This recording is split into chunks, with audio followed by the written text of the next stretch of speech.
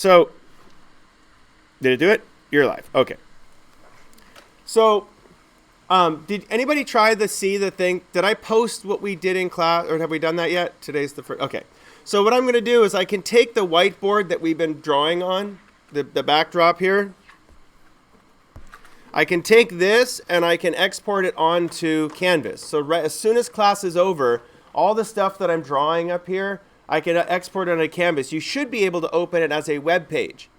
And it's a high image graphic web page. And so you can actually do exactly how I use it up here is you can scroll and move around, in theory, just like you would typically. No one's actually tried it yet, which really hurts me from the other classes, but that's not important because I don't know if it works or not. It works on my computers, but I don't know if it works on my computers because I can log into my junk, and I don't know. So someone should try it when I upload it, and then just let me know if it doesn't work. You could text me, but I won't get it. It's not on my phone. No phone. I'm okay. What am I going to do about all the texts about carpool at noon? Same thing you do. Ignore them. I'm picking up today. I'll be there. All right, moving on. Okay, so what's the point of this class? What's the point of psychology in general? This is where I need your voices. So, we have rights. I thought I knew how to explain. It's really easy inside your head, but as soon as you have to get it outside your head, it's really hard. The mental processes part of psychology, cake. Why is behavior so hard? Especially if you're sitting in the front row and everyone's looking at you as soon as you talk. What happens? Good morning.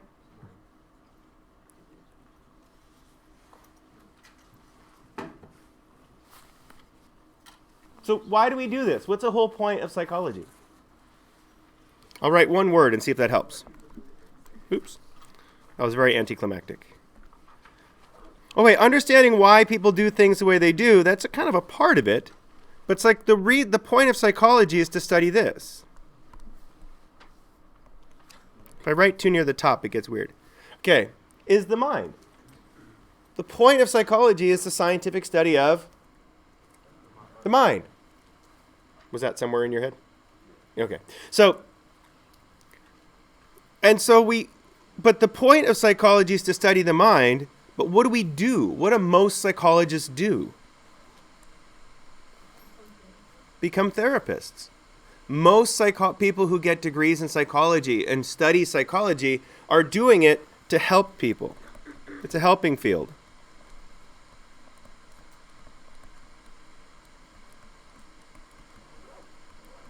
We try to control what? When you're helping someone, what are you controlling?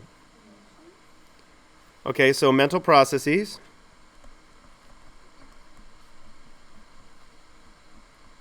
Mental processes like emotions and thoughts. And what else? Something really important.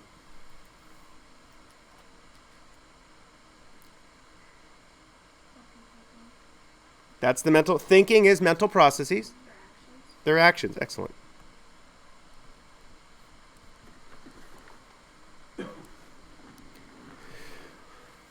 So, when you try to change somebody's mind, what are you actually trying to change? I said the word. I'll get there in a second. You're trying to change their mental process. But you said the word that I was looking for at the beginning. What is the mind? Perspective. Now, I said this yesterday in my classes, and on Monday, Wednesday, I teach a class called Cognitive Psych. Monday, Wednesday at 9:30. And I'm really kind of tickled by the class. I mean, poor Dana gets to see me being excited by this all the time. And it's probably why I still teach, because I'm still very excited every time I get to learn stuff. Sorry. Okay, but this cognitive class that I'm teaching connects everything that I've ever known about psychology together. And it's been like so mind-blowing to me reading this stuff and learning about this stuff and understanding it. I know all the vocabulary in the class. I've seen all those words before. But the concepts that they talk about in this class are different perspective than I have ever thought about the class, psychology in general, as before. I've been kind of having my head in the sand about it because cognitive science is crap. But why does it connect everything together? What does cognitive mean? Thinking. So by studying how we think, all the stuff that I understand about psychology starts becoming connected together, which, good morning, which actually is chapter 14 in the book called Categories and Concepts. Anyway. But the cool thing is, for me, is that as soon as I start gaining a new perspective on something, what happens?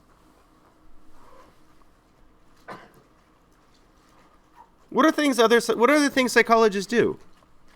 Why do we study the mind? I'm going to put this up here because someone said it earlier.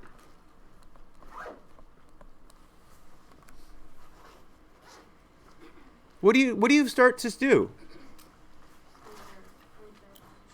Yeah, you start to understand and predict.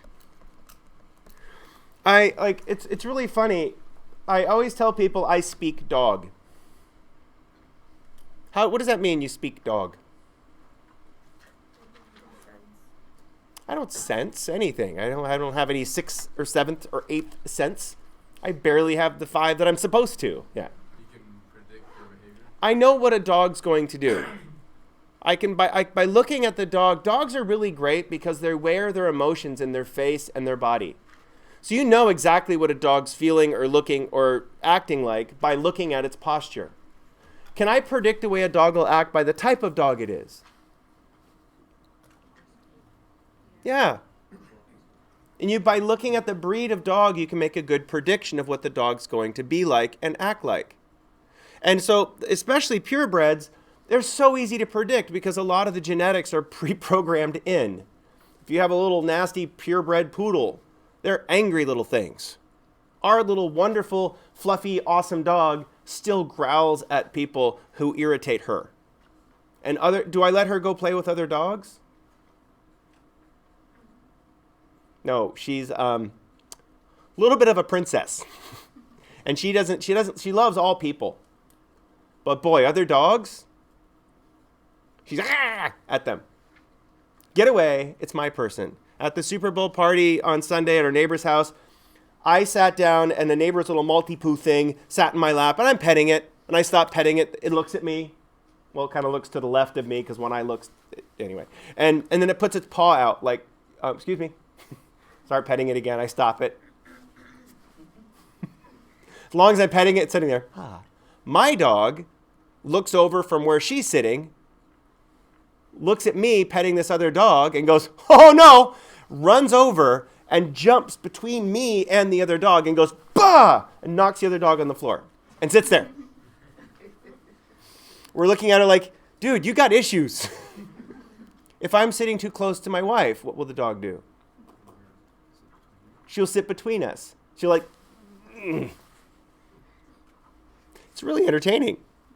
But is it easily predictable?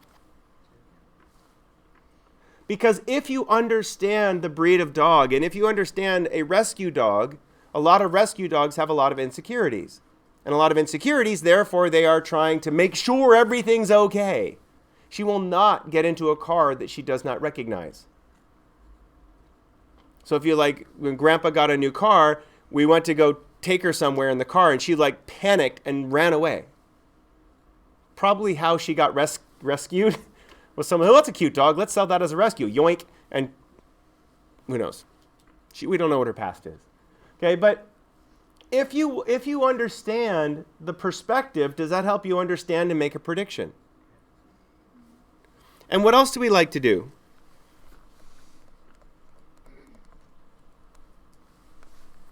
This is actually what we're doing today. We like to describe your perspective. Understand, predict, and describe. I'm going to put one more up there. It means the same thing. Explain and help. So, As the more you study psychology, the more you start to understand, the better predictions you get. And the better predictions you get, the easier it is to describe and explain behavior. Do you live psychology? Everything that you do, we study in this class. Everything. And it's actually, the more you spend time studying this stuff, the more you start seeing it. Everywhere. And I think it's kind of fun, because then you start to explain the world through the vocabulary of this class. Are there other ways to see the world other than psychology? Or do we explain everything and that's all there is? Multiple perspectives. There's a million different perspectives. Even in psychology itself, there's a million different ways of looking at the world. Are any of them right?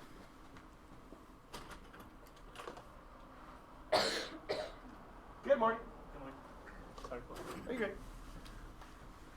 Are any of this is any one perspective correct?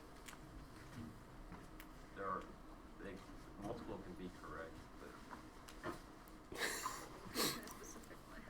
So I'm going to write this word up here. And I purposely put quotes around it because what is truth? It's a perspective, but what do we call when something, well, that's the truth. It's real, okay? I'm going to write the word real here because I'm going to mess with you what real is in a few minutes. Yeah, I'm going to write the word fact first and belief second. Are facts and beliefs the same thing? No. My son has this really great book that's the title of the book is Scientists Don't Know Anything. That's the title of the book. And it goes through, it's a really great book about the history of science. And it is because, what did they think dinosaurs were when they first found dinosaurs? They found them in China first. Dragons. They were dragons. They had these big, beautiful wings because birds have these really thick bones and then long, fibrous wings on the end of them. Bats have these really thick bones, arms, and then these long finger wings on the outside. So they found this Brontosaurus thing, and the Brontosaurus looked like a giant snake with these thick limbs, so it obviously had wings. So they made dragons out of them, out of the dinosaur bones. Then they found one, I forget exactly where they found iguanodon, but they found this thing that looked like a giant iguana. Anybody ever have an iguana as a pet in here? No one? Aw, they're great critters, except when they poo. Ugh. Anyway, so iguanas have these spines all over them. So they found a bone that looked like a big spine, so they stuck it on its nose, like a rhinoceros. Turns out it was its thumb. But how come the scientists kept making mistakes? They collected some data, they made a prediction, and let it ride.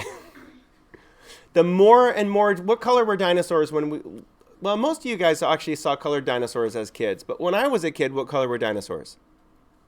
Gray, elephant colored. Unless you're Elmer, different book. Okay. Elmer is an elephant that comes in all sorts of different colors. Anybody read that book? I'm totally buying that for you. Okay, so I was thinking, oh, yeah, it's very cute.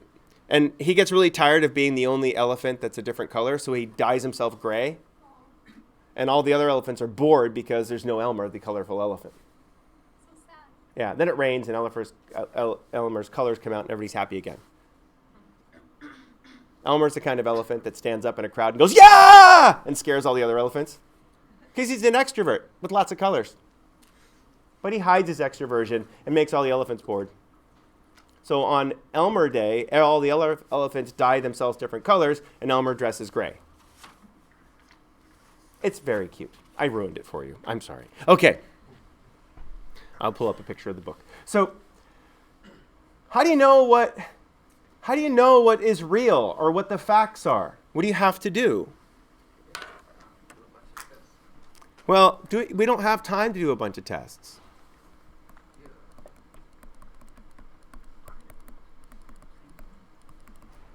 This is exactly why you're in college. The stuff that you're going to remember. Is anybody was in my stats course last semester in here? I don't see anybody. I have 2 people from my stats course in my morning class. They don't remember 3/4 of stats. Grr. I keep picking on them. Okay, and the reason why don't they remember stats?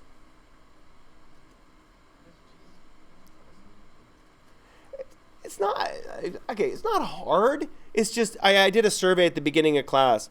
2/3 of the class don't want to take the class. 2/3. Okay, that means like in here, you guys want to take the class, not wanting to take the class. So as well, if you don't want to take it, are you going to think about it after class? No, as soon as it's out, you're like, oh, I'm done. And so as a result, do they remember a lot of stuff from class? No. A few people are mathletes. That's what we labeled ourselves, who like math. And if you're a mathlete and you love this stuff, rah, guess what? You remember it because you like it. Because you believe it's interesting. It is interesting. Sorry. Okay, so the idea of critical thinking is trying to decide what is the difference between a belief and a fact. So what I did is I wrote on the side over here, and again, I'm going to post this image so you don't have to write psychology down. I realized I was typing the word psychology over and over and over again, and I think you kind of get the point.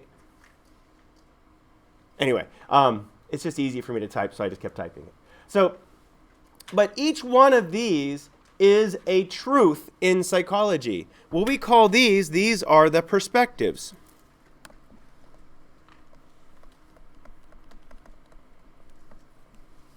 These are the perspectives of psychology. Each one of these perspectives, and there's more, I will scroll down. Each one of these perspectives explains the truth about the mind differently. Looks at different data, looks at different facts. So I want to kind of go through these. Also, each one of these is a class that you can take after you take this class. All of these are different classes. Okay, so like 3 or 4 of you are taking pictures of this. What happens if you just take a picture of this? You won't remember it. So it's better if it takes a lot more time to write it down. But why write it down? I'm not picking on you, but you were just right in the middle. Okay, why write it down?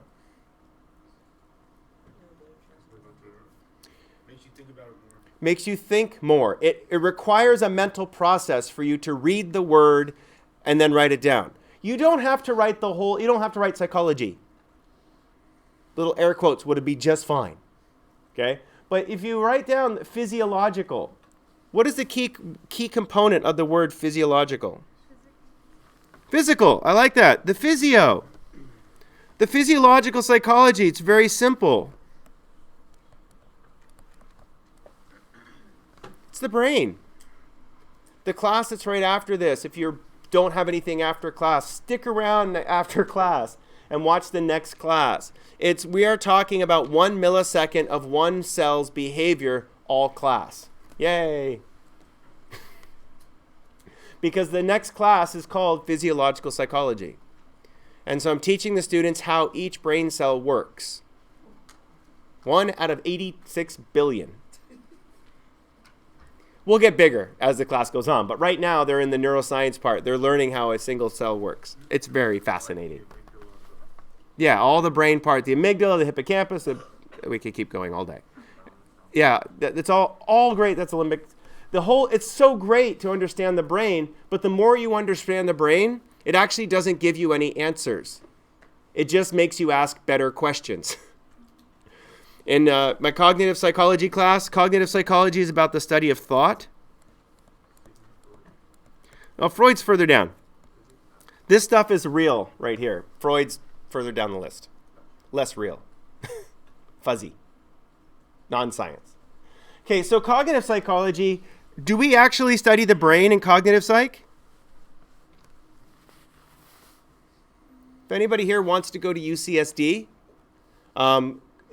there's a whole program of psychology called cognitive neuroscience. I'm going to write that in red.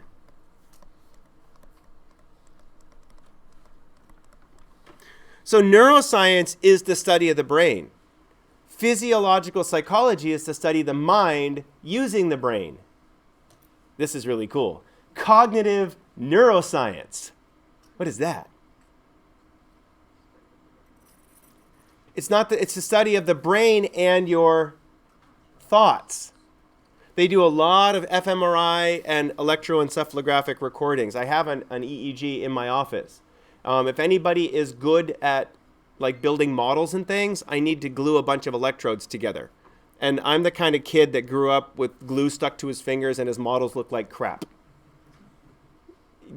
Oh no! Ah! No, I never stuck myself to myself, but still. My fingers a lot, but whatever. If you're American Pie fan, that's funny. Otherwise, it's disgusting. Moving on. You stuck myself to myself. It's become a meme at our house, and it's just funny. Okay. Not good. Okay.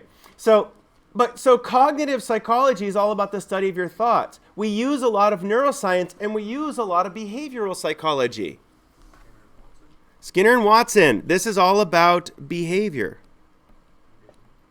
Yeah, changing behavior. Behavioral psychology is fascinating, except it doesn't explain humans very well. Behavioral psychology works great on everything up until you get to primates and crows. Primates and crows change the story. And actually octopi. But we don't talk about octopi because they're tasty. Super smart. They can see things from 2 or 3 different perspectives at once, like humans can. Yeah, he did all sorts of mean things. Yeah. Well, we're going to talk a lot about him. He basically he showed that babies were not afraid of anything. Good morning. And then he scared babies for things that they shouldn't be afraid of, like bunny rabbits. Yeah, and then it's really scary because it turns out that if I go from, there's cognitive behavioral psychology. Cognitive behavioral psychology is measuring your behavior and then trying to figure out what your thoughts. Watson was just focused on behavior, just a specific study of behavior. Yeah, but what he didn't get onto was what's going on inside the kid's head. If you scare kids about something when they're young, even when they're 8 months old and they can't find the stupid keys, you scare them, what happens later in life? They could grow up with issues because of anxiety caused by early childhood trauma. Most psychological disorders have a component of early childhood trauma in them. Most, not all. Okay, which gets us to this. I'm going to draw a line here and shift colors to magic sparkles. Psychodynamic psychology is unconscious. Whoa, that was cool. Undocumented features.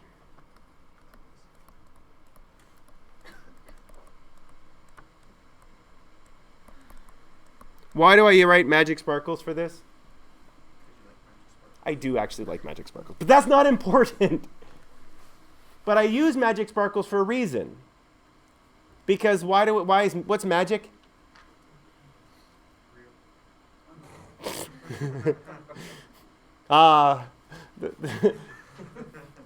Magic's awesome, man. How do you know? Because I play every day at lunch. No, Okay, sorry. But so I'm one of those kids. Okay, but when you talk about unconscious, it is kind of magic. How do you know what's going on in your unconscious mind?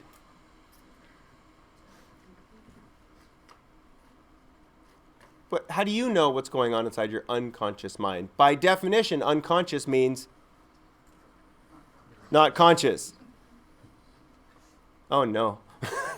So the way you find out about your unconscious mind is you have some old white man with a beard leaning over going, I see, very interesting. Tell me about your mother. But it turns out that a lot of the stuff that Freud talked about, who I'm making fun of, he actually talked a lot about childhood conflicts and resulting in adult problems. He was right. Now, he also collected penis artifacts. Let's just not talk about that part of him, or the fact that he set the women's movement back a lot, considering that women needed to find a man to establish an identity. But aside from that, and a bunch of other weird stuff he did, yeah, Freud missed the boat a little bit. He actually used cocaine to stop smoking cigars because he was dying of jaw cancer from smoking cigars.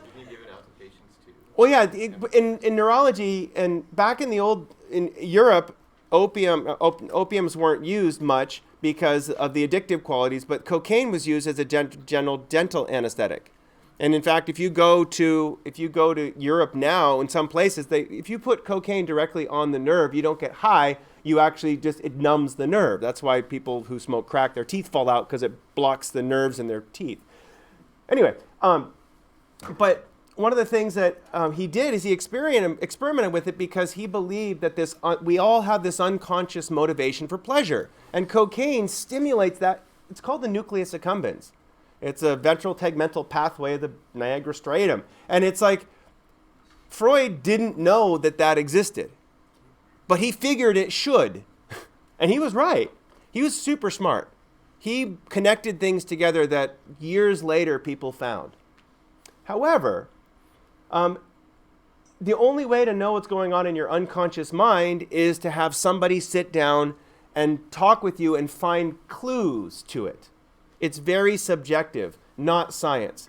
It actually works very well in therapy, though. Because do you know a lot of the anxieties that you have? Not until you become conscious of them. I used to have a lot of problems overeating when I was young, and I couldn't figure out why. And then when I think my daughter was born in 2003, my mom was sitting here talking to me, and she's like, "Oh, I don't remember you as a baby." Thanks, Mom. But she goes, "I remember your brother." Thanks. She goes, "Yeah, all I remember to do is stuffing you with food so you'd get fat." So I started talking about it. She goes, "Yeah, you're a real skinny little baby. So every time we were supposed to feed you, I would feed you a little bit extra." So whenever I get stressed, what did I do? Overeat. Not just eat, but eat to the point where you feel kind of full. You don't need to eat till you feel full. If I had my phone, I have an app that I keep track of all my calories that I eat. And I can eat my day's worth of calories, and I'm, quote, still hungry.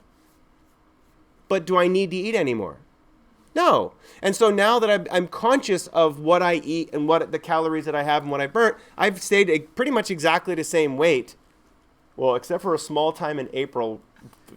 But aside from that, and okay, right before Thanksgiving. But aside from that, I fluctuate about 10 pounds up and down in my body weight. But I'm pretty much averaging 235 since I figured that out.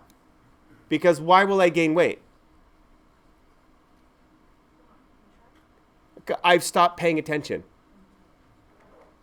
And grazing. Anybody like grazing in here? You open up the cupboard, you stand there. Marshmallow. A few minutes later, you walk by, you stand in the cupboard. Ooh, chocolate covered pretzel. Ooh, rigatoni. Crunch, crunch, crunch, crunch, crunch. And it's like, is there any rhyme or reason to it? No, but unconsciously, I'm anxious about something, and so I'm looking for some sort of satisfaction. But as soon as you become conscious of that, unconscious is not unconscious anymore. Sorry. Okay. The idea of humanistic psychology, humanistic psych, is all about this crazy thing, even more magic sparkles. Yourself. That's getting there. Maslow is much more of a cognitive behaviorist. but humanistic psychology is all about Carl Rogers. Definition of self. Real self, ideal self, self-actualization's a part of it, self-identity, self-schema, all sorts of words with self starting in it. There's a problem with studying the self. Where does your self exist? In yourself. It's called phenomenological. Phenomenological psychology is where your self exists because you define it existing. Where's the science? You don't need science. How come the Buddhist practices have lasted for thousands of years?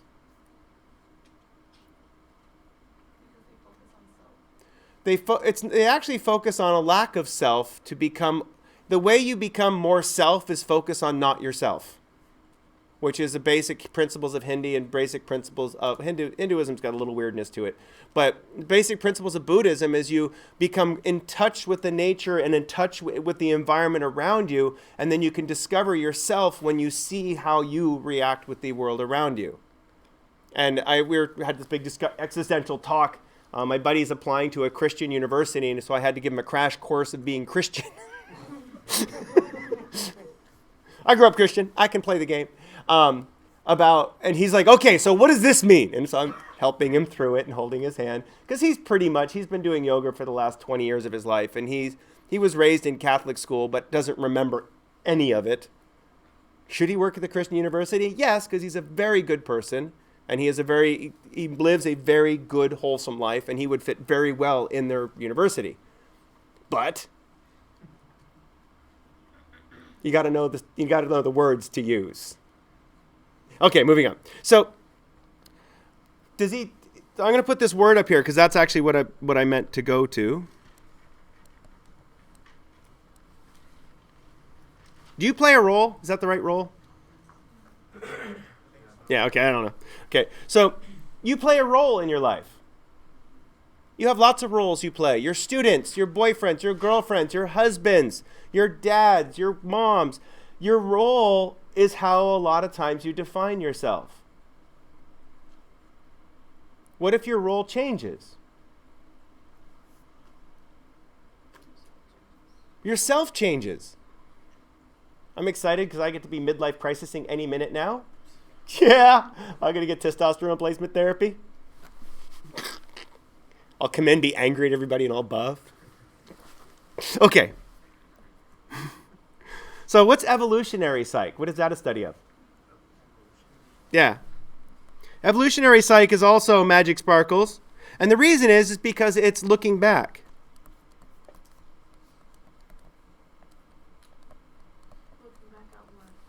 Looking back at human history and the characteristics that humans have had in the past and the characteristics that they have now and the relationship of environmental changes in the world compared to humans.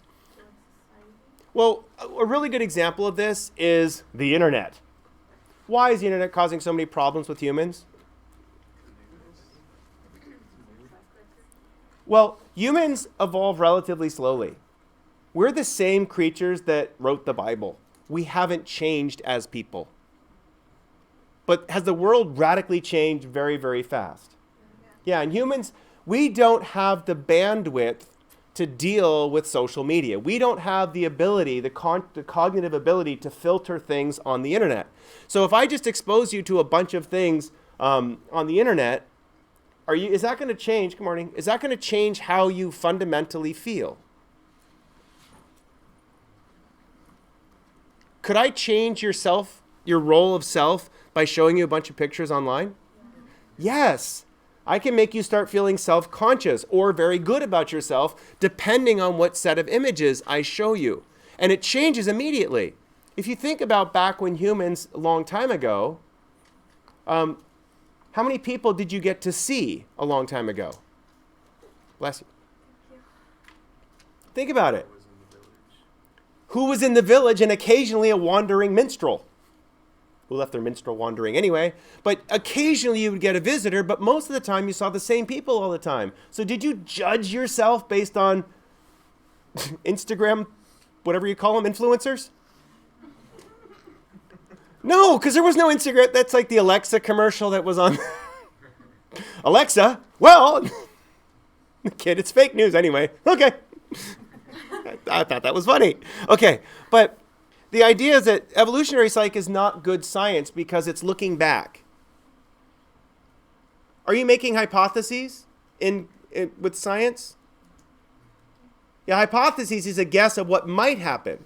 You can't look back and do science. Archaeology they use a lot of science, but they're trying to rebuild what happened in the past. It is trying to figure something out, not make predictions. It's a different. Okay, so what about clinical psychology?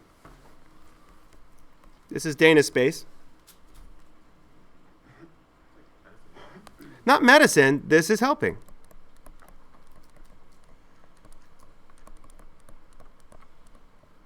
There's actually, there's a branch of psychology that it is exactly the same as clinical psych, except it's not working with people with disorders.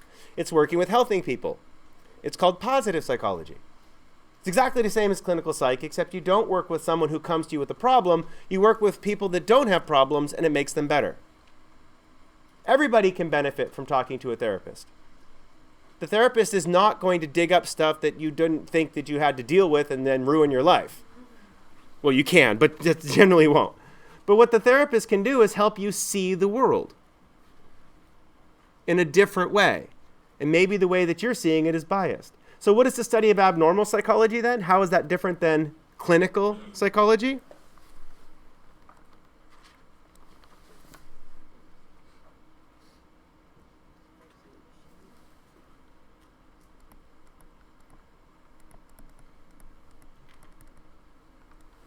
Abnormal psych is understanding the disorders. Clinical psych is helping with the disorders.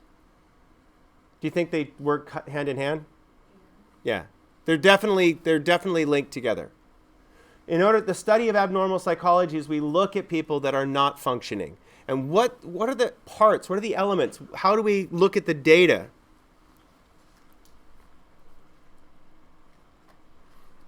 I'm going a little bit fast through this, but I want you to have this in your head when we talk about the next section. Okay? So what is social psychology? Or antisocial psychology. When we were in college, we had a group of students that put antisocial psychologists on them. It was we have our psychology club on campus, and we're going to start that actually next week. And I'll send out emails and stuff. But if you're interested, one of the most important parts about Psychology Club, t-shirts. Because I love bicycles so much, our current t-shirt this year, I haven't got permission from the artist, but if he doesn't email me back, I'm going to use it anyway and ask for forgiveness. It's a Freudian psychologist.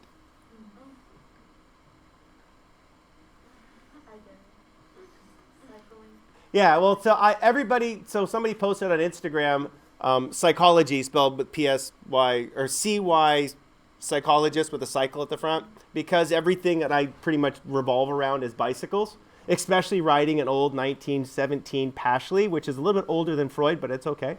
You can tell by the stem and the angles and the cranks. Sorry. Okay, but it's so as everybody got me a psychologist shirt when that showed up on Instagram. I've got a psychology sign in my office.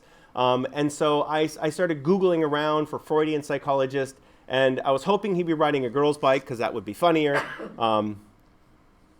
Anyway, that's what I think about. Okay, so why are there other people like me? I don't know. Yeah, I know. What do we find online?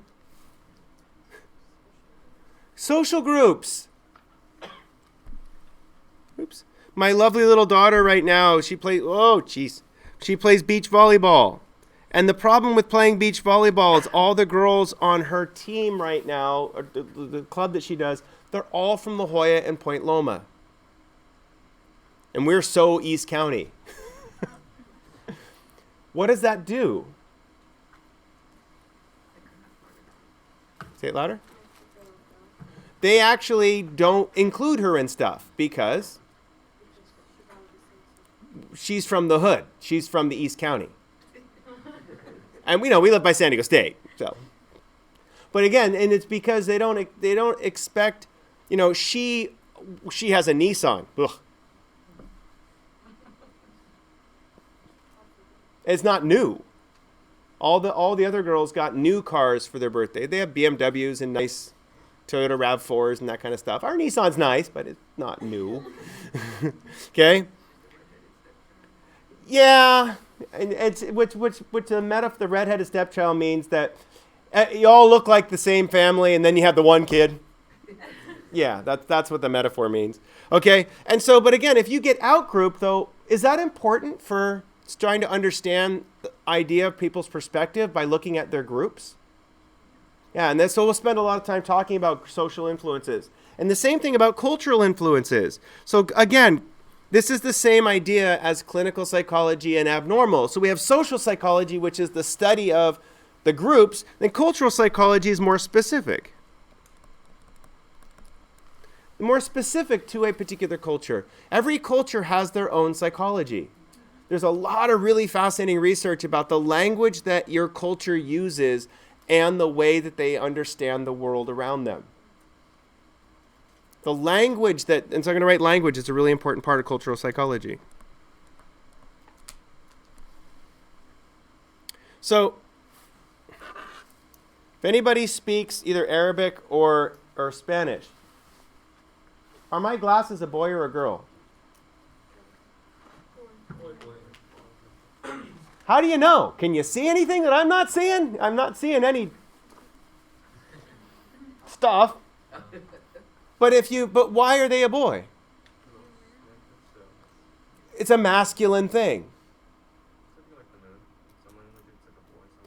And so in cultures that have this idea that there are boy and girl things, there are much more defined gender roles. Yeah, and so sorry, epiphany. but it's like you start to realize maybe it's because in a lot of as you become less gender oriented, as our culture in the United States is becoming less gender focused and more process focused, people stop using the pronouns. That's why we're still trying to make people choose their pronoun. And it's a really fun discussion about should you choose a pronoun? How would you like to be identified as? And my son goes, Steve, in his meme voice. And so, and it's funny because why do you need to choose a gender pronoun? So they can put you in a role box. Here you go. And then but as soon as they put you in the role box, then all of a sudden that helps to identify self and everything else. But again, by getting rid of that language, how should I refer to you as? Dumbass. Anyway, so I teach a class right now in developmental psychology. What do we study? Growing. Developmental psych is all how we change. There's a couple different levels of developmental psych, and I wrote 2 of these down here. School psychology, which is kind of obvious. What about adolescence? Well, that's part of school psychology. It's also part of developmental, and also hi, you're early. Okay. So, she's in physio. We talk about this idea of lifespan psychology. Developmental is all about growing. Lifespan is not about just growing, but also, what's the other side? Yeah. After 36. What happens? Right then. It's 37. What's interesting is that I hate my developmental psych textbook because they're kind of, once you get past the baby brains and all the early adolescent development, they start grouping you in lifespan chunks. And when you're 35, you're with the 20-year-olds. 36, you're with the 50-year-olds. That's a really tippy cusp there to go through because you go from early adulthood to middle adulthood. And luckily, I have to go to almost 60 before I get to later adulthood. I got 10 more years before I change the chapter. And I'm looking, I'm like, oh, these old people. Okay, sorry. So, but again, this developmental and lifespan, why are they not very good science? Why are they down below the science line? They're very subjective. And they use a lot of scientific processes, but the scientific processes they use, I'm going to scroll back up for a second. We use behavioral psychology, cognitive psych, and physiopsych to explain development. We use these scientific ones up at the top to explain everything down below. Okay. I know this is not the most exciting. We're almost there. Then we'll get something that's actually boring or... Anyway. What do we study in personality?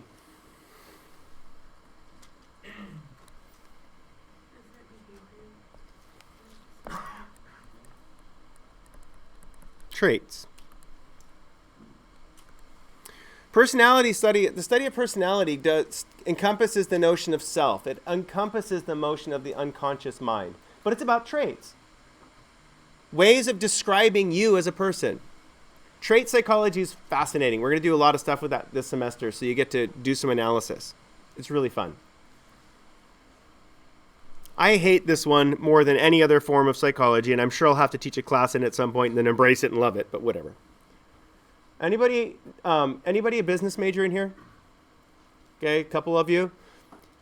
Industrial psychology is psychology for business majors.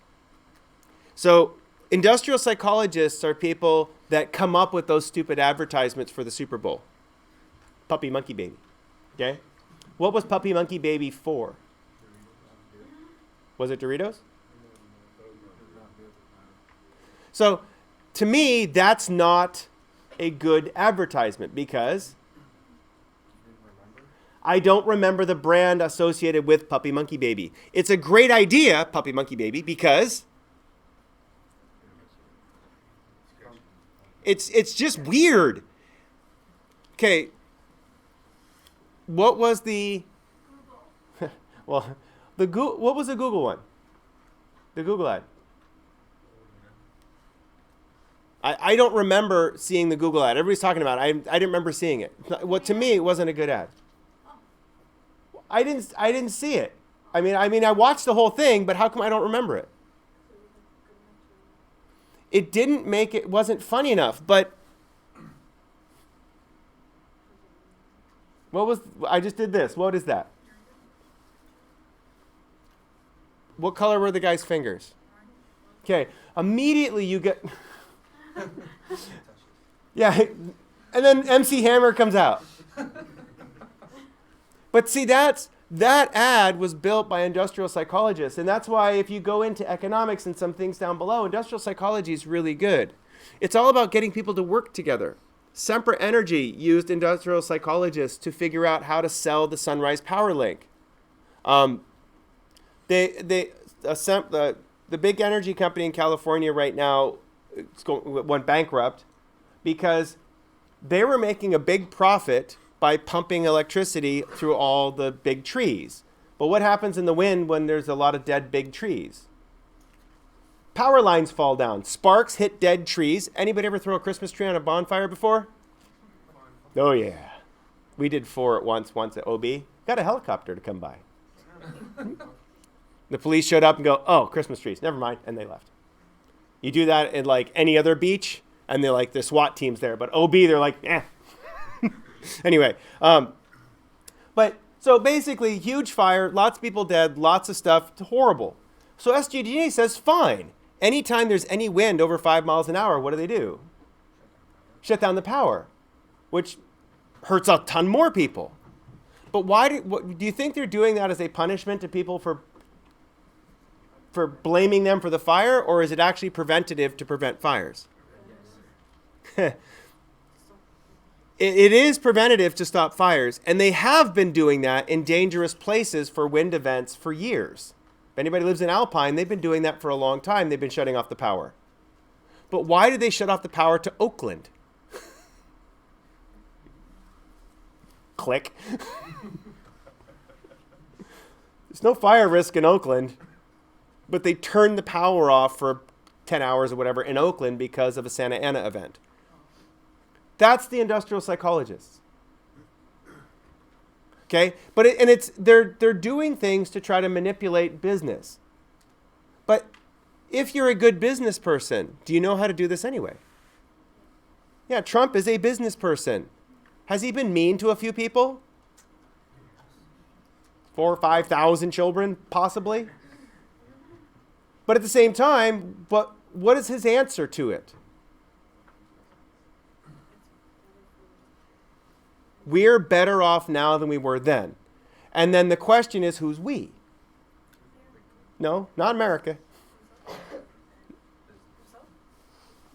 So I'm not. But the funny part about this is some guy came to the door. My wife's a registered Republican. She said, "Hey, are you going to support Trump this year?" I'm like, "Do you agree with the way he treated kids at the border?" He goes, "Oh no, I think that's horrible." "Do you agree with the way he talks to people?" "Oh no, that's awful." I'm like, "Are you going to support him?" He goes, "Oh yes." I go, "Why? The economy's great." Well, again, ends justify the means. I'm not in that camp, but at the same time but if I make a bunch of money, but I do a bunch of sleazy things to make a bunch of money, is it okay? Yeah. In business, yes. In business, your job is to become profitable. And you win the game. You play Monopoly with your friends. If you're nice and give loans, no, you shred and destroy in Monopoly. My son and his cousin Graham played for 4 days straight. And we were skiing. They'd ski all day. And they'd come home. They'd get the board out. And they'd keep going. And they were going back and forth. And finally, one of them hit they ended up doing double hotels because they couldn't kill each other. And it was cutthroat. But why? What is the job in business? To win. At what cost? None. None. Depending if you follow that Machiavellian principle. Prince. Yeah. I made 3 people cry this last week in business, so I'm good. Yeah. Perfect. But again, if you make as an annoying academic, I'll buy a book for a student. I don't have any money right now. We just did our taxes. Okay. But at the same time, why will I go into debt to help someone else? Well, it's not because I'm nice. It's because I see the value in making other people happier or helping other people if I can. And that, to me, that's more important than if I, quote, win or not. Because for me, winning means being a good person and being helpful. But again, you have to industrial psychologist is all about this idea of trying to understand the motivations and the reasons why people do things. And if you cheat and win, is it okay? Yeah. If you don't get caught. That's Machiavelli. That's the prince. And that's the ends justify the means. But you can understand it, and as soon as you start to understand it, you can watch the political arguments. And you can see why certain things are happening. And it makes sense. You don't have to like it, and you should vote. But at the same time, it doesn't make sense. Or it does make sense. So health psychology. What's the key word for health?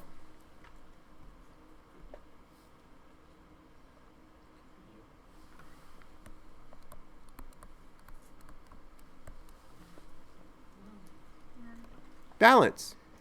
Balance. Health psychology is about the study of balance. Dr. Salazar got her PhD in public health. She's our other psych faculty.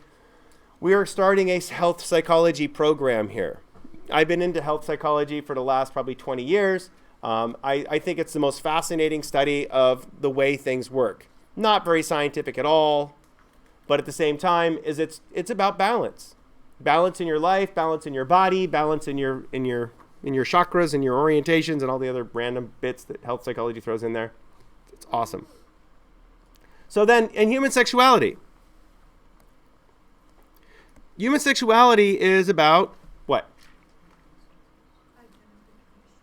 That's part of it. Gender, roles, identification, sexual behavior, all sorts of neat stuff with human sexuality because it's a really important part of humanness. In a lot of cultures, it is suppressed.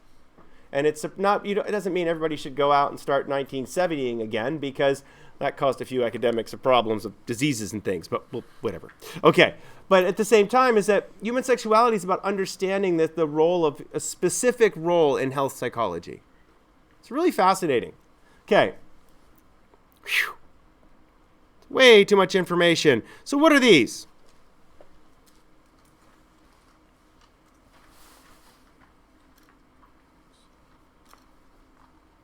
In every single one of these classes that you would take, economics, political science, health, social work, marketing, graphic design, you all use psychology. Every single one of these uses psych. And the reason you use psych is because all of these are where you interact with people. Political science is fascinating watching the psychology behind it. It's fascinating. Is it easy to make predictions based on the psychology? Unless the Democratic Party gets their act together and consolidates, what's going to happen by the time they roll through the election?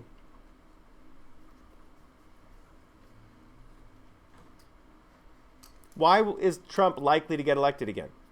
The Democrats are too split. The economy's doing well. If there's a crack in the economy and the economy goes south, it has nothing to do with Trump or the Democrats. It has something to do with people's pocketbooks. If you're feeling confident, you stay the same. If you're feeling uncertain, you change.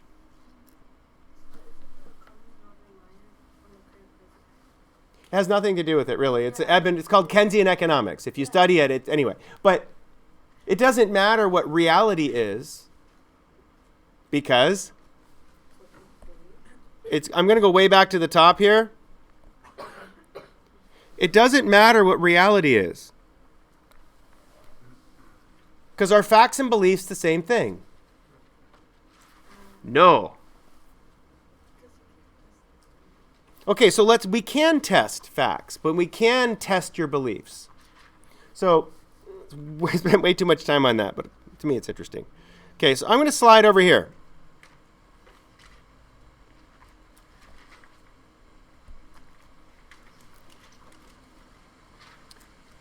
Science is basically critical thinking.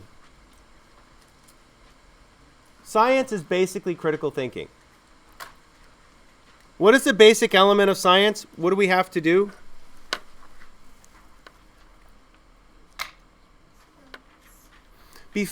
A lot of science isn't experiments. It's before you have to ask a question. Yeah. Science is a lot about observation. I have this really cool app on my phone called iNaturalist. If I had a phone. That's okay. My iNaturalist app is super cool. I find a critter. We found this giant orange beetle about this big up in the Sierras. Big ass orange beetle. And it turns out it's got something pokey on it because it stabbed me with its pokey thing. Yeah. So don't pick up the giant orange beetle because it really hurt. Moving on. It's a bark beetle. When we hear about the bark beetles that mow down the Sierra, well, this isn't the same kind, but it's a bark beetle. It's the same idea species, but it's not one of the invasive bark beetles that are wiping down a lot of the trees. It's just a big old bark beetle. So I took a picture of this thing. I upload it to the app, and I say, what is this? 10 minutes later, I get 4 or 5 notifications from people who study bark beetles saying, that's a bark beetle, and it's a genus and subspecies, blah, blah, blah. Very common where you are. Thanks. We caught this bizarre-ass fish in the bay. It looked like Dumbo. Very weird-looking thing. Now, I've fished in the bay for 30 years. I've never seen this particular fish before. It's called a horned shark. They're not really supposed to be in our bay, but to San Diego. Okay, and so, I mean, they do live in the bay, but they're not likely to get, we caught one.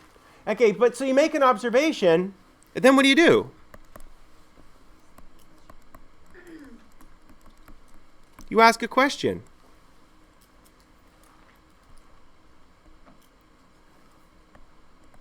Once you ask a question, before you can do anything, you have to make a...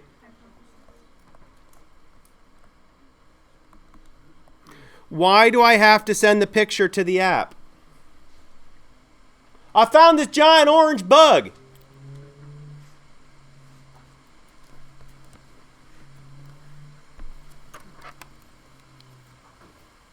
I love the sleeping 13-year-old. That's like one of my favorites. Okay, sorry. Albums. Aw. Critters. King snake. Baby alligator lizard. Vampire duck. Creepy spider. Trout. Lizard. Dog. That one's really cool. Okay. Flowers. Lizard. Oh, where's my big old bug? Anybody see the big old bug? I couldn't see what that was. That's a little fruit fly. Did you pass the... Oh, there it is. Not that. There's my big old orange bug. That's a big old orange bug. But as soon as I collect data and I measure this, then what do? I send a picture to someone who knows what it is. The Cooper hawk. He's out in the tree right out here. Super pretty. Unless you're a pigeon. Then they're terrifying. Okay. Canadian goose sitting at Cuyamaca College, taking a break. Lost his flock. Okay, sorry. If I said I saw an orange bug without any sort of measurement whatsoever, what would happen? I would not be able to figure out what it is.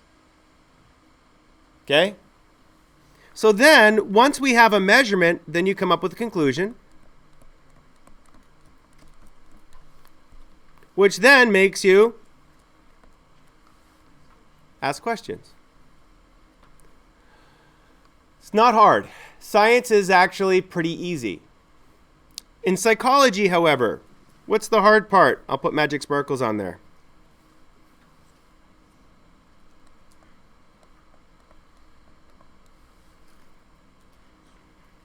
Coming up with a good measurement. The hardest part is coming up with a good measurement. Let me give you an example. That's spelled wrong. I can't edit it.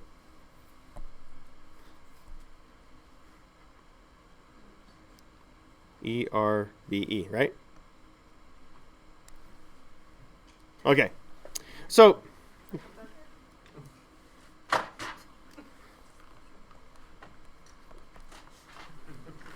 that makes it much better. Okay. So now, I'm going to write an observation up here that one of my students made right before class yesterday.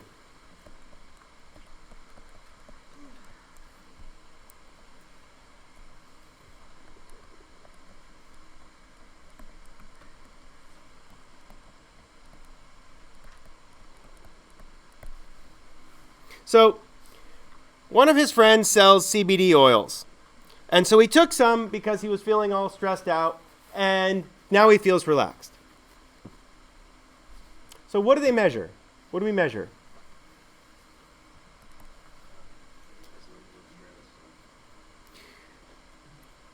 So, but literally, what did he say?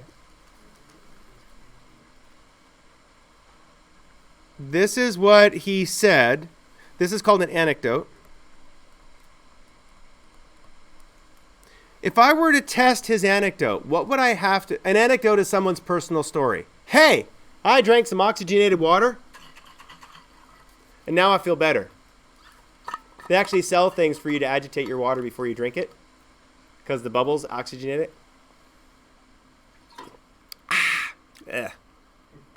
That's been in the car too long. It's like kombucha. Okay. So, but if an anecdote is someone's personal testimony or personal belief. Most of psych research starts with the anecdote. He said, hey, I think I took some CBD and I feel relaxed. So in order for me to test his anecdote, what do I have to measure?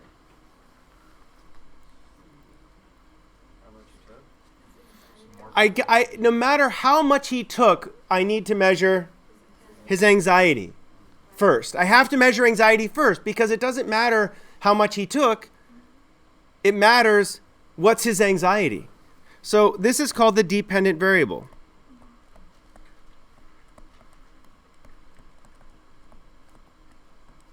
Dependent variable is the behavior. Now the problem is feeling relaxed. Is that objective or subjective? Subjective. Like I went for a little bit of a run this morning. I don't run. I'm very bad at it. But I did cut 4 minutes off my mile time. I'm under 10 now. Okay, I'm at 10 minutes. That's not important. The last time I ran, it was like 14 minutes. My wife goes, for 1 mile? Shut up. She's a runner. Okay, so, but I feel better after running. Well, wait, you can start coming up with causes, but how do you know, what does feel better mean? It's subjective. So we have to come up, how do I measure if you're relaxed or not? You do it physiologically by measuring heart rate, stress levels, dopamine levels, all that. It's really hard to measure dopamine levels without doing a blood draw. Okay, then draw blood. No, okay, you gotta be careful. By the way, so a student yesterday told you he took CBD? Well, yeah, it's not illegal. I know, but what's the context of telling your teacher he took CBD? It's when we talk about cognitive neuroscience, people share all sorts. In my physio class, we talk about this stuff all the time. It's actually funny because last year we used the same example, except one of our tutor for psych, drawing a blank on her name at this second, but she lost about 200 pounds of herself, and she was putting the CBD oils on her knee, and it really helped with her arthritis in her knee so she could walk. Because there's a lot of beneficial characteristics of this stuff. And so we had last year we did the same example with the CBD ointment, whether it reduced inflammation in her knees. Same, doesn't matter. So whatever one of y'all says at some point, it'll show up here eventually. So again, but I need a behavior. Physiological is just one way. So, because if I measure heart rate, we did an experiment last year doing a mindfulness activity, and we lowered students' heart rates about 7 or 8 beats per minute doing a mindfulness activity. So, could I measure a change in heart rate? Yep. Yeah. And what we can do is but heart rate is not necessarily behavior. It's a physiological response. So, but what would be a good behavior? I only got a few minutes left, but mood you can't measure. Unless you ask them, what's your mood? Yeah. Is the mood linked to like certain hormonal balances? You keep going the physio. Yep. But you can't, but in psychology, we can't rely on the physio because feeling stressed causes your body to react. Your body reacting can cause stress. We can't put the physio as the primary thing because the physio you can think yourself into stress. There's always going to be a drug that can fix that stress, so somehow it has to react with some agent. But there's also placebos that can fix that stress that don't have a drug effect. Yeah, so one of the ways that we look at stress is we look at posture. One of the ways to look at stress is posture, how you carry yourself. Okay, so I always try to stand like a 2-year-old. If you've noticed, I've learned how to stand this way because I used to have coach stance. Coach stance is like your slouch you got going there, on point, until you get old. Then what happens with that slouch? My knees hurt. L4. All the older men going, yeah. Coach dance? Infantry. Oh, yeah. If you're marching without your back properly straight with the backpack on, which one did you break? L4, L5? I didn't break anything. Oh. I just have constant back pain. Yeah. I can show you how to help stretch those out. But again, I had one of my students with his backpack on. The backpack hit right at L5. And even though it's got a pad there, what's constantly happening? And you learn how the people that learn how to walk right have less issues than the people who just plod along happily. And that's why I don't run, is because I don't run right. My wife runs right and runs fine. I'm clumpy and thumpy and not efficient, and I hurt myself when I run. Okay, but the idea is that by looking at body posture, you can tell if someone's stressed or not. As soon as someone starts getting stressed, they go put their weight on their toes and they round their shoulders over. They protect their visceral and you're ready for fight or flight. And you can tell you're stressed because your calves hurt. But if you relax and put your weight on your, whoa, there we go. If you put your weight equally on the ball and heel of your foot and center your pelvis pointing downward, not pointing upward, it straightens out your lower back, and it actually requires effort, but is more relaxing. That's why 2-year-olds stand that way. We also call it douchebag stance, because you kind of look arrogant when you're standing like that. Okay, but the point of it is that by measuring posture, I just wrote behavior again.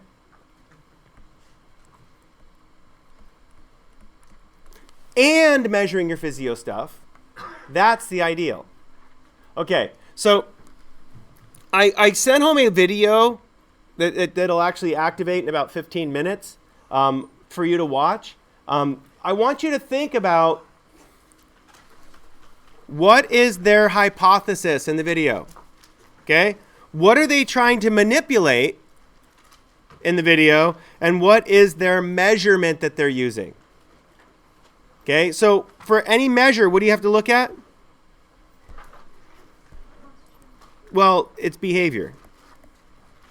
And I'll give you the hint on this one. It's verbal behavior. You just ask them the question, how relaxed are you? Not yet. All right. So I will upload this onto Canvas right now.